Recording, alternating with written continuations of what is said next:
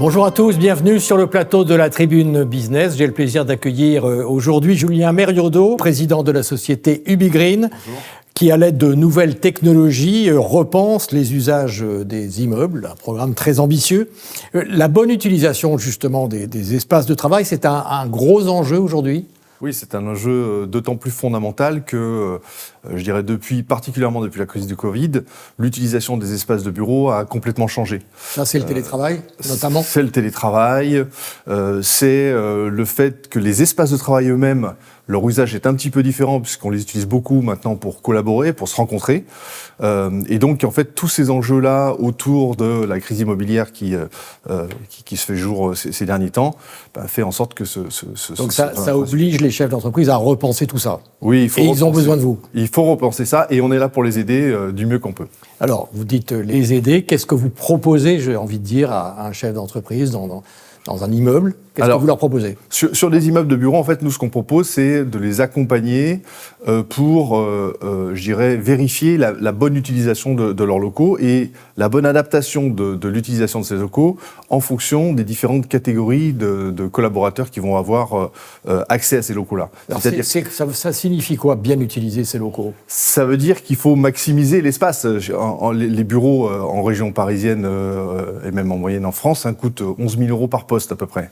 Donc on comprend tout de suite qu'avec le flex office, avec les enjeux du télétravail, il y a un enjeu financier, mais il y a aussi, pour faire en sorte que les gens se sentent bien dans leur espace de travail... Oui, le bien-être, aujourd'hui, c'est une valeur très importante. C'est une valeur fondamentale. Donc en fait, il faut que les espaces de bureau soient repensés en fonction de cette notion de bien-être et en fonction de cette notion aussi de collaboration. Ça veut dire qu'on doit tout changer ou il y a déjà des chefs d'entreprise qui ont anticipé un peu ça? Non, il y a beaucoup d'entreprises qui ont déjà anticipé.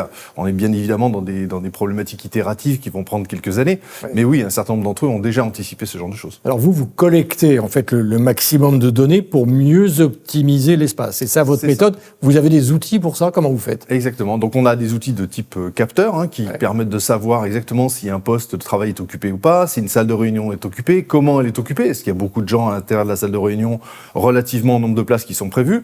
Est-ce que le restaurant d'entreprise est complètement bondé à l'heure à laquelle on veut s'y rendre, etc., etc. Donc on a toutes ces informations-là qui sont à la fois mises à disposition des utilisateurs du site, donc les collaborateurs, pour en bénéficier, je dirais, à l'instant T, mais aussi des gestionnaires du site qui, eux, vont avoir des statistiques d'utilisation en fonction des périodes, des zones, etc., etc., de manière à mieux les optimiser. Est-ce qu'on peut vraiment concilier en même temps le mieux-être au bureau et en même temps réduire les coûts opérationnels des bâtiments? C'est compatible? On peut le faire complètement. On peut le faire en même temps. Nos clients actuels, je dirais, en sont la preuve évidente chaque jour. Ils arrivent vraiment à concilier les deux, c'est-à-dire qu'ils vont réaménager et ce réaménagement va être fait de manière optimale. Donc ça, c'est très intéressant. Il y a une autre question qui est centrale, y compris dans votre métier, c'est la consommation de l'énergie. Ça, c'est un critère très important dans votre démarche aussi. Tout à fait. Quel type j'ai envie de dire, de conseils vous pouvez donner aux entreprises? Alors là encore, en fait, on part de la collecte de données. Donc notre point fort chez Ubigreen, c'est cette capacité à collecter les données, quelle que soit finalement la source de laquelle on va tirer ces informations.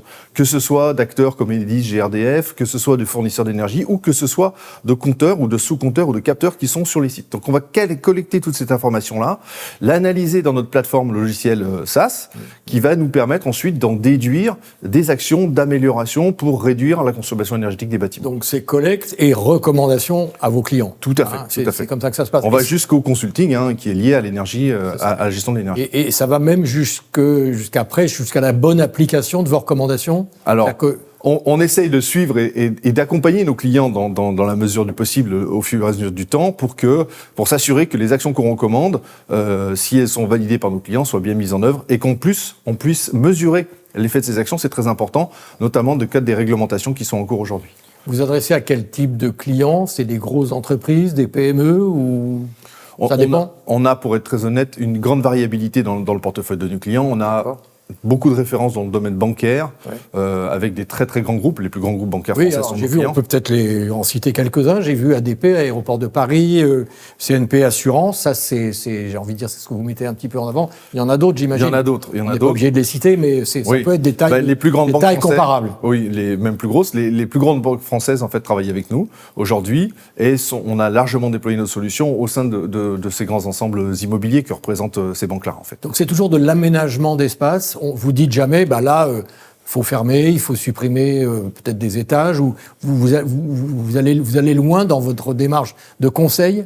Les deux vont se combiner, c'est-à-dire qu'on va avoir cette notion de mesure de l'occupation, mais aussi de faire en sorte que l'énergie consommée corresponde à l'occupation. Donc on va un peu dans les deux sens, et on peut avoir bien évidemment des démarches qui sont complètement séparées, c'est-à-dire une démarche vraiment d'aménagement de l'espace et une démarche vraiment de pilotage et d'amélioration de la performance énergétique. Et ça, on ne peut le faire que, j'imagine, avec les salariés ou les collaborateurs des entreprises, pas direct, évidemment avec le chef d'entreprise, mais le collectif, c'est important aujourd'hui dans l'aspect RH. Comment ça se passe ? C'est important, et d'un point de vue résultat, c'est même tangible. C'est-à-dire que des collaborateurs qui sont, entre guillemets, informés des démarches et qui prennent part à l'amélioration. C'est leur quotidien, donc c'est exactement.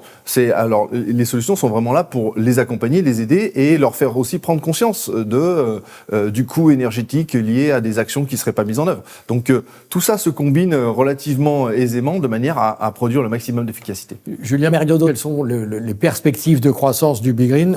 Aujourd'hui, vous êtes présent dans une vingtaine de pays, 150 clients, 3 sites. Les perspectives pour 2024, vous souffrez un peu de la crise de l'immobilier quand même un peu, ou pas trop, parce que notre sujet il est quand même porté par à la fois des contraintes réglementaires très fortes, comme le décret tertiaire, le décret Bax, donc toutes ces réglementations autour de la loi Elan. Il y en a trop des règles ? Non, il n'y en a pas trop, mais surtout, elles sont importantes et clés à mettre en œuvre. Donc là, on est porté par ça. Donc nous, on ne souffre pas tellement de cette crise immobilière-là. Et en termes de perspective pour Ubigreen, notre objectif, c'est de doubler de taille en 2 ans. Voilà, on a... En France et à l'étranger ? En France et à l'étranger, exactement, puisqu'on s'appuie sur un de nos actionnaires principaux, qui est le groupe Planon, pour permettre ce développement à l'international. Combien de collaborateurs aujourd'hui, Ubigreen ? On est à peu près une 60aine de collaborateurs. Et vous allez recruter, vous allez embaucher en 2024 et dans les années qui vont suivre ? Tout à fait. On embauche à la fois sur notre côté commercial, marketing et sur nos développeurs pour produire l'effort. Et ce sont des gens que vous formez ou vous les recrutez à la sortie des écoles, ou comment ça se passe ? Oui, on a une population très jeune au sein d'Ubigreen, donc c'est une boîte très dynamique et on est content que ce soit comme ça. Toute dernière question. Au fond, je vais vous provoquer un petit peu, mais pourquoi moi, chef d'entreprise, je vais chercher à l'extérieur quelqu'un qui va me conseiller, alors que moi, je vis déjà dans ce bureau et je sais un peu, ou j'imagine savoir, ce que je peux faire. En fait, on croit savoir, mais on ne sait pas vraiment ce qui se passe. Le regard extérieur, c'est important. Le regard extérieur, la mesure, c'est la clé de tout pour savoir vraiment ce qui se passe au sein de votre entreprise. Merci beaucoup, Julien Meriodot, d'être venu nous voir aujourd'hui sur le plateau de la Tribune Business. Je rappelle que vous êtes le président de la société Ubigreen. Merci. Merci beaucoup. Merci.